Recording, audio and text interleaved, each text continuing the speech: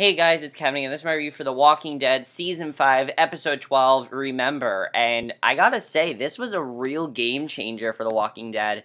Now, while this episode might not have had the biggest things that happened, it honestly was probably the best episode of the season because this whole episode was all about the group now acclimating to actually being safe and can they be safe and sort of how different they've changed from then till now. And I gotta say, I absolutely love this episode because of that. I thought there were some huge moments in this episode. Some game-changer moments, I have to say, definitely. One thing that I was not thinking was going to happen in this episode at all, and I love that we finally saw it, was we finally saw the Alexandria Safe Zone in this episode. So let's just get to this episode because it was amazing. So, of course, the end of last week's episode, Aaron and, his boyfriend told them that they can go to the Alexandria Safe Zone. They're not really sure where it is. Now, I did not realize that he was talking about the Alexandria Safe Zone. Because they go to the gate, and basically the group enters hesitantly, and basically Carl's seeing this young girl watching them from an abandoned house outside the community. Not much is known about this little girl, but there's something weird about this girl. Not really little girl, she's not like Lizzie, but she's a teenager like Carl, and there's something about her. I don't know what it is, there's something definitely about her. So a rodent knocks over a trash can, startles the group. Daryl shoots it off with his crossbow, tells the group they have dinner. The group enters and the gate closes. They're so used to just surviving on their own, and the man from the community, Nicholas, asked the group to turn over their weapons. When he said that, I'm just like, no, there's no way they're going to do that, because, they know what happened in Terminus. They thought they were safe in Terminus, and they were not safe whatsoever. So, this whole time, I'm like, this is very sketchy what's happening here. However, this seems much more legit here, and Rick refuses, and Aaron suggests they talk to Deanna first, and Rick's like, who the hell is Deanna? Because, basically, this woman knows everything about the community, and Rick notices a walker approaching the gate, and commands Sasha to gun it down, and basically, Rick evaluates the house. He's very hesitant about, staying here. Should they stay here? Because, of course, they're so used to just acclimating on their own and finding their own place to go that they don't even know if they should stay there.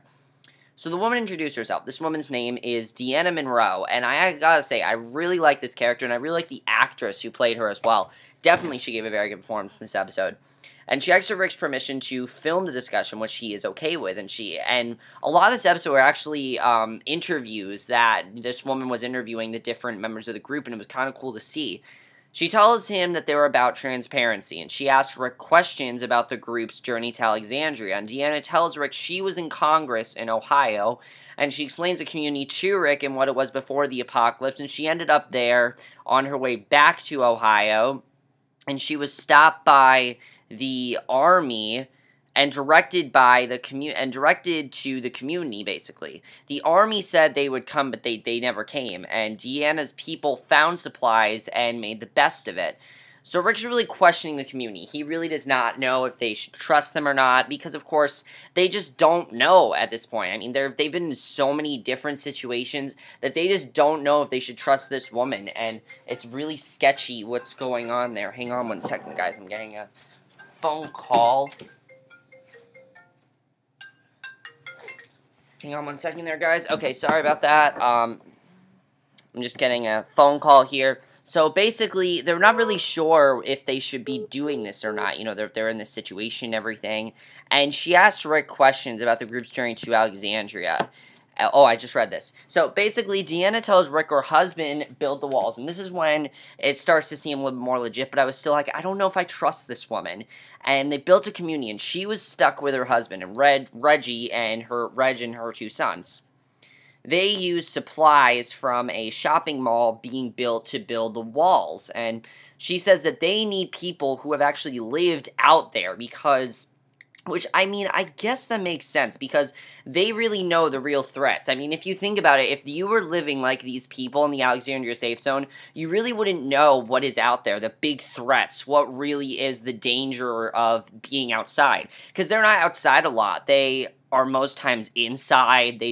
They're not outside a lot. So it makes sense why they need them to come there. When Aaron said, we need you to come over there, I'm like, I don't really know if he's telling the truth or whatever, but I gotta say, when we heard her say, I'm like, you know what, this actually does make a lot of sense, and basically, Rick says that Deanna should keep her gates closed because basically everything is about survival now, and people measure you by what they can take, and I understand what he's saying, but Deanna's questioning whether Rick is struggling. She doesn't bring him and his people in, or whether he's already looking after the community, which I'd have to say it's the latter, because he really has become the big leader of the group, and I don't think he wants to lose that position. And Rick tells her he has killed people so that his family and group can be alive, and he can be alive for them. And Deanna says she wants to be part of Rick's family, and she tells Rick about the evacuation, how she has lost people, and done things like he has, and Rick questions her, and she tells him that she has exiled 3 men who didn't work out, which is as good as killing them, and Rick asks what she wants from them. And she tells him that families should be able to raise their families in a safe environment. She wants to provide a place for his son and daughter, and for him to help protect the community. And she says she's so good at reading people that she was going to be a professional poker player. And she tells Rick what time it is. It's time to decide if he wants to join the community or not. And Rick dials his watch. He's very hesitant about what he should be doing. And I like that he tells the truth, that he was a sheriff. And she says she knew was something like that.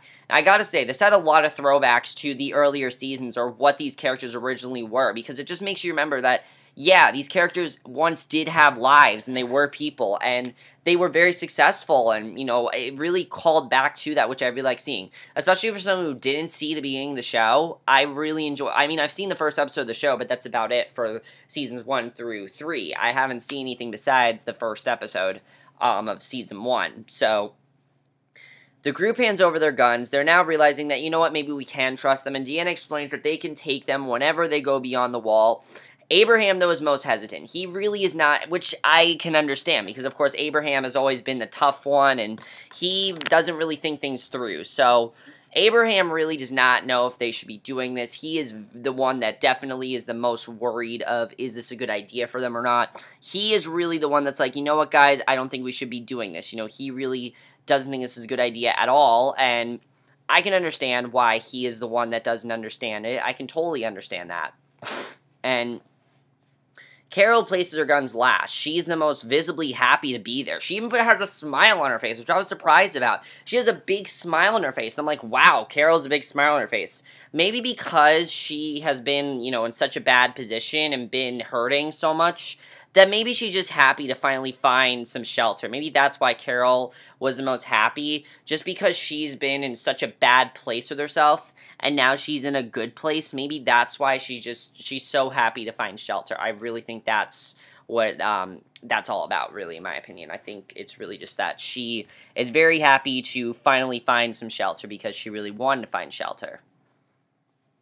So Aaron shows Rick 2 houses to choose from. He tells Rick that he's glad they came, and he tells Rick to take his time and explore and come to his house if Rick should need anything, which is 4 houses down. So Rick hesitantly enters a house with Carl. It's clean, furnished, and this is a big scene, I have to say. This was like it doesn't seem like a huge deal, but it's such a huge deal just because of what ended up happening here, because there are towels on the table.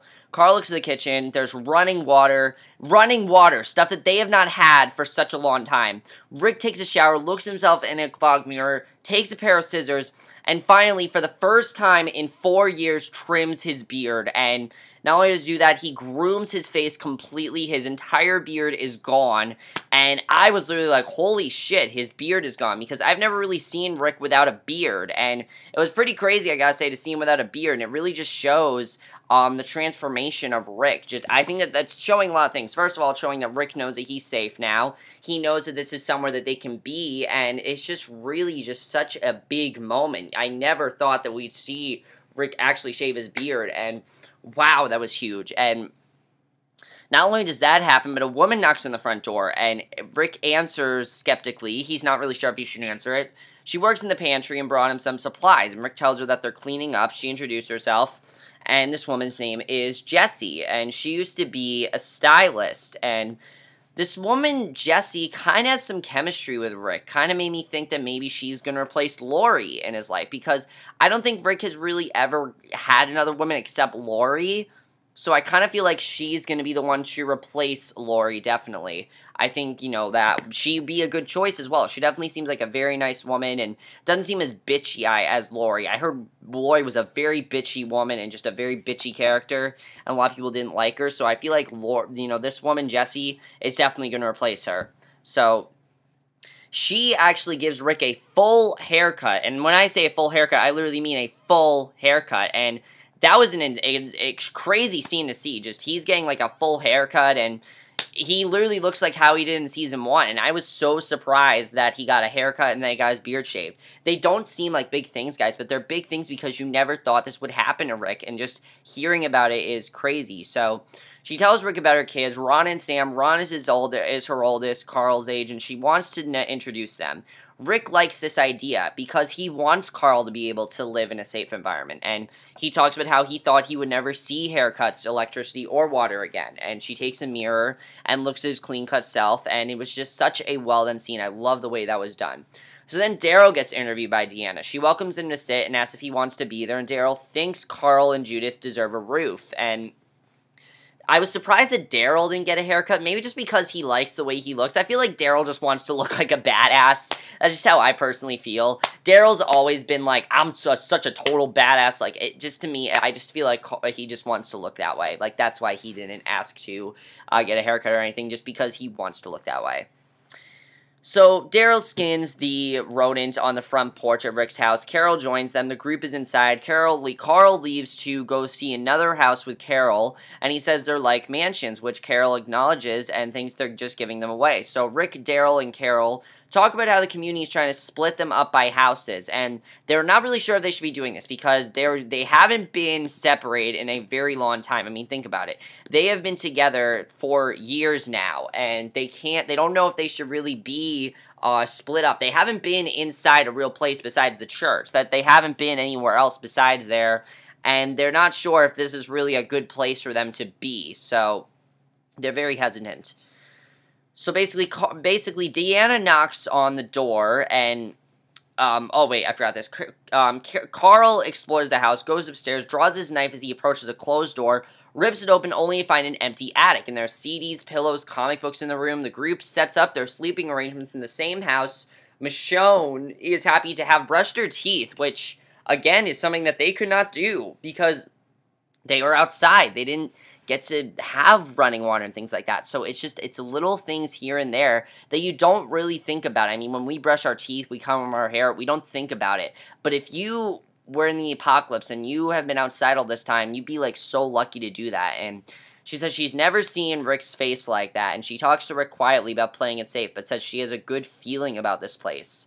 And very quickly, they're all starting to get hope back, and Deanna knocks on the door. She's delightfully surprised by Rick's lack of beard, and she acknowledges that they're staying together and that they're a family, and she talks about how amazing it is that they can be a family having been so different, and Rick tells her that she gave everyone a job except him, and she tells him she just hasn't told him yet, and same for Michonne, and she's trying to find one for Sasha. She hasn't figured out one for Daryl yet, because she's not really sure where Daryl should be, just he's kind of in the middle. She's not really sure what she should give him and everything, so she really doesn't know with Daryl what he should get.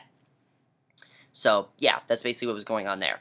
So Rick wakes up in the living room, jolts up, takes a knife from the kitchen drawer. Michonne and Deanna conduct Michonne's interview. Michonne says they're ready for this, all of them, and Rick invites Daryl to explore with the group, but Daryl chooses to stay on the porch, and Rick tells Daryl that he and Laura used to drive through upscale neighborhoods like that, thinking one day, and Rick walks onto an empty street and can see, and it just shows how lucky they are. That whole scene just shows how lucky they are and how far they've come, and I love that.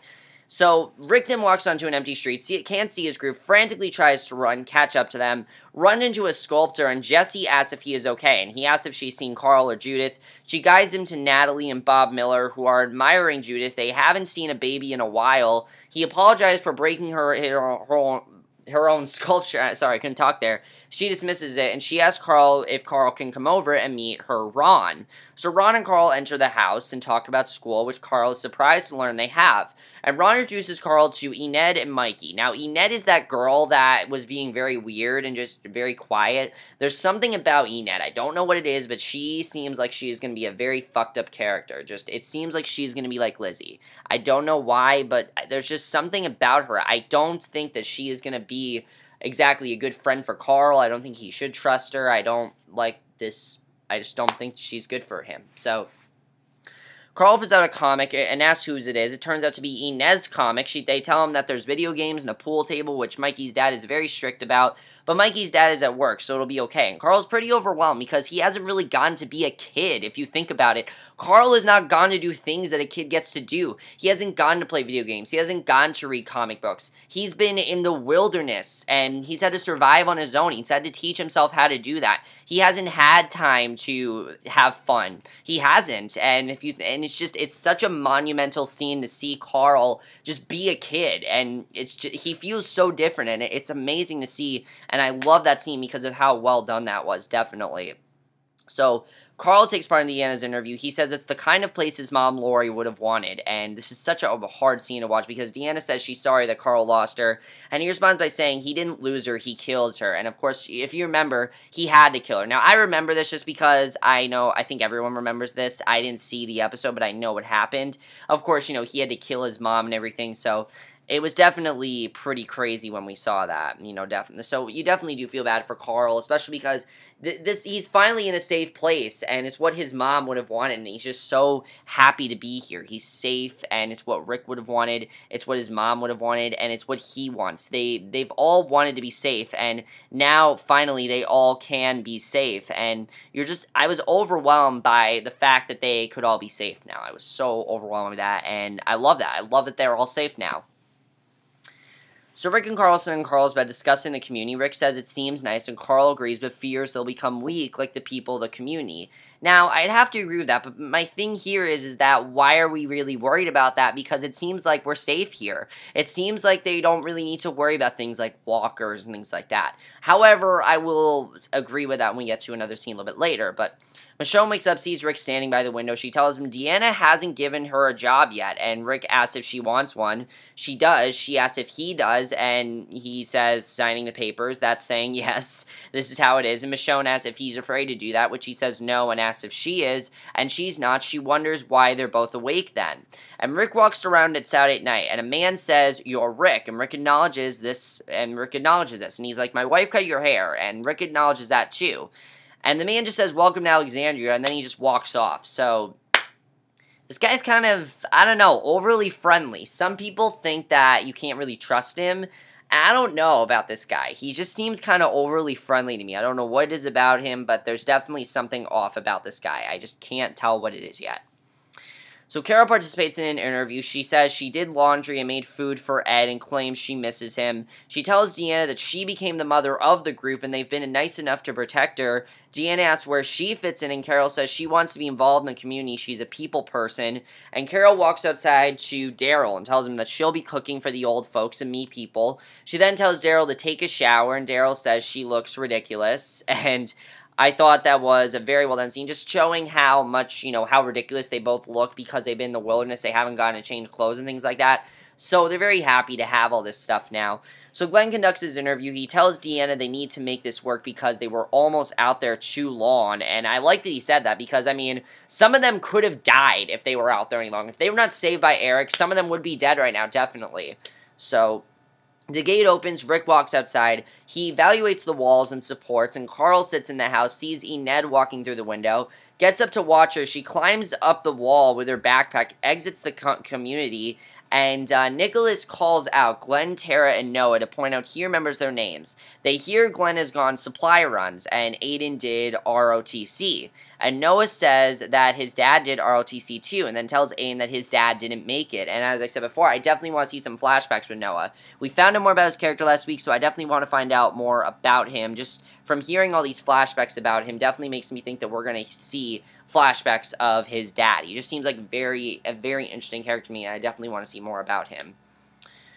So Glenn asks about weapons, and Nicholas hands each one a pistol, and Enid walks through the woods. Carl follows her. Enid starts running. So does Carl. Knife in hand. He can't find her at this point, and he's just really intrigued by her, very fascinated by her. There's something about her, and he can't tell what it is. And I know there's something about her. I can't tell what it is either, but there's definitely something about her.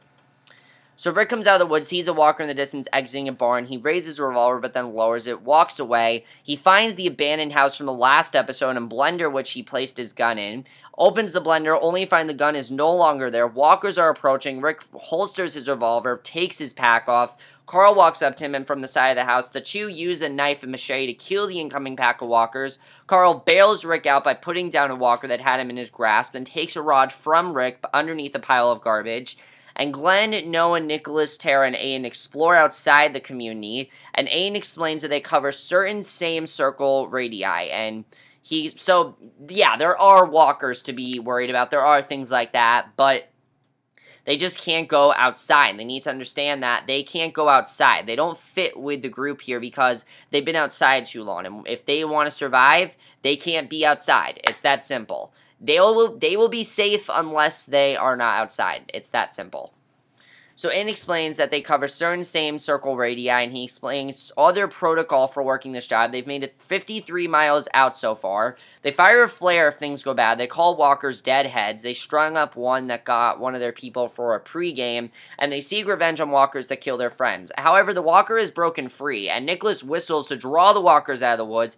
Aiden tries to chain it up. The walker puts up a fight, but Aiden tells everyone not to kill it. However, Glenn puts it down when Tara gets in trouble, and Aiden tells Glenn they're not ready for runs, and they're just so used to killing walkers. They're so used to having to kill them. They actually like that he told them don't kill them because it's interesting for them. They've had to kill all these walkers. They've had to do all these things that just haven't seemed human, and now they have to basically be human. But they're so used to doing all these inhuman things that they now have to get some morals and get some knowledge and actually think logically because they're not thinking logically just because they're not used to thinking logically.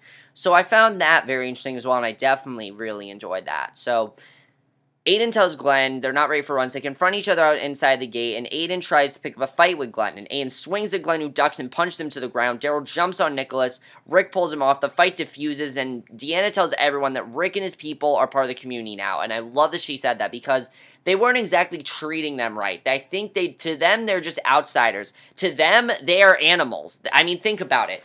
Rick and the group versus these people are like the nicest people ever, and Rick and the group are like animals compared to them. They're ferocious, they're used to fighting, but Deanna understands it because she knows how they are. She knows what's going on with them and everything, and she wants to help them, and Deanna orders everyone to turn in their weapons, demands Nicholas and Aiden come see her because she's not happy with them, obviously, and Deanna tells Rick she wants him to be their constable, and she tells Michonne she wants the same. Of course, she wasn't giving him a job. She finally gave them the job, and she asks Rick if he will accept, and he does, and Rick is back to his original position as a sheriff. This is basically what he used to do, and you feel so happy for Rick because this is his original position. This is how he used to be as a sheriff, and he gets to do that again. He never thought he'd get to do that again, and he is officially back to how he was in Season 1, and I can't believe they did that to Rick, but wow, he is back to how he was in Season 1, and that's pretty crazy, I do have to say. Definitely very crazy, but I love it. I love that he's back to how he was in Season 1. Never thought we'd get to see that, and I absolutely love that they did that.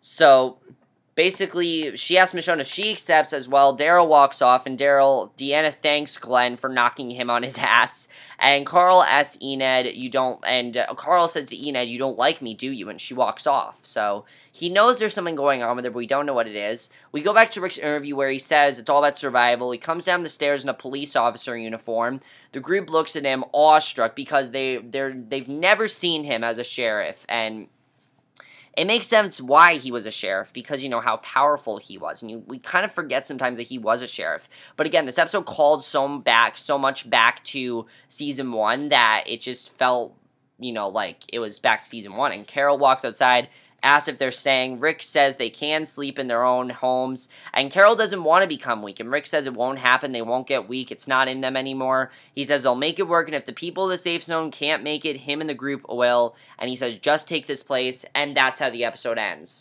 So they're safe now. They're in a safe place, and they're in the Alexandria Safe Zone, but some of them are worried, but I feel they don't really have anything to worry about, because if they stay inside, they'll be fine. But my thing is that there's no way that this is going to be a permanent thing. There's no way. There's no way. Seeing those walkers and everything. I do have quite a few questions that I definitely want to talk about. First of all, guys, do you think that they will survive? Do you think that they'll stay in the Alexandria Safe Zone? Basically, I guess the plot of the rest of the season is going to be, do they fit in with the rest of the people in the Alexandria Safe Zone? At this particular moment, no, they don't. But that's specifically because they don't fit in with them pretty much, I think, because of the fact that they are so used to being, in that position of just having to take down walkers and having to fight for their own survival. And now they don't have to worry about that because they're in a safe place. And they need to understand that they are in a safe place and that they are going to be safe and that they don't need to worry about their survival because they already are safe, and they need to understand that. Seeing Rick and Michonne as Constable, I think is going to be very interesting to see now. Let's talk about Daryl. Daryl does not seem like he wants to change a lot. I don't really know what's going to happen there, but it seems like some are, Aiden and Nicholas. I'm definitely interested in seeing what's going to happen with those two. They seem like they're going to be the biggest threats now, so I kind of am interested in seeing if Deanna is going to do something to them, what's going to happen there. That man that spoke to Rick kind of seems a little bit sketchy to me. He just seems overly friendly. I don't know what's up with him, but definitely there's something up. Enid, definitely there's something up with her character. I don't know what is up with Enid, but I do not trust her whatsoever. Carl shouldn't trust her either. There's no way that I trust Enid. She seems so mysterious. She definitely seems like as much of a threat as Lizzie. That's how much of a threat this girl seems. And I don't trust her. I don't know what is about her, but I just don't trust her.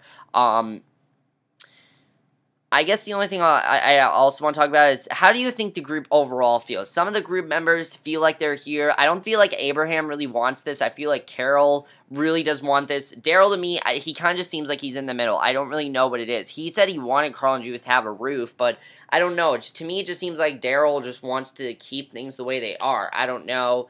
Kind of interesting to me. Let's talk about Jessie. Jessie and Rick. I really do like these two together, and I legitimately want them together. Do you think that there's time for Rick to possibly start a romance? I don't know. I mean, I can understand if someone says you have no idea what you're talking about. Rick cannot start a romance right now, but they're safe right now, so there's sort of going to be like this calm down the season. And as I said, guys, I don't think there's really going to be a villain this season. I don't. I think the main villain this season is going to be them acclimating to safety. I think that's going to be the villain this year, is safety and changes. That's the villain. I mean, think about it, guys. This whole season's about changes and acclimating to real life. That's why this episode was called Remember, because they're recounting their original lives. They're remembering what their lives used to be like before the apocalypse. Rick was a sheriff who loved his family. He was a family man. He was very dedicated to his job, and he wasn't as much of a monster as he was now. And I wouldn't say he's a monster now, but he definitely is a lot more violent than he was back then. Carol was just she talked about she was just a wife, and that's all she was. And just seeing them go back to that, I'm definitely interested in seeing what's going to happen there. I'm very interested in seeing how they're going to be for the rest of the season, because it seems very intriguing to me, especially knowing that we have a few, like 4 episodes left, and then the season's over, which is pretty surprising. But yeah, we have like 4 episodes left, I think. Wait, let me think about that. 13, 14, 15, 16. Yeah, we have 4 episodes left, so definitely has 4 episodes. It's going to get pretty... Definitely, we have a lot more going on than we did in the second half of last season. Second half of last season was definitely very disappointing. I definitely feel like it is not going to stay this safe. Alexandria Safe Zone is not always going to be safe because, as I said, there is no such thing as a safe zone. Right now, it may be, and I think the people, they can trust them. I think Deanna, all them, yeah, we can trust them. But there definitely is other threats out there. There's always going to be other threats, and we can't make it seem like there's not going to be threats. So definitely there is going to be more. We'll have to see what happens. But let me know what you guys saw this episode. Overall, guys, by far the best episode of the season. This recalled back to Season 1 so much. It felt like early Walking Dead, and I love that. Not even too much happened, but I just love seeing them acclimate to new life and trying to be just normal people, because it was amazing to see. And I'll see you guys in my next video, which we're going to review for tonight's episode of Shameless. So I will see you guys for that. And again, let me know what you guys saw this episode. I'll see you guys in my next video. Okay, bye.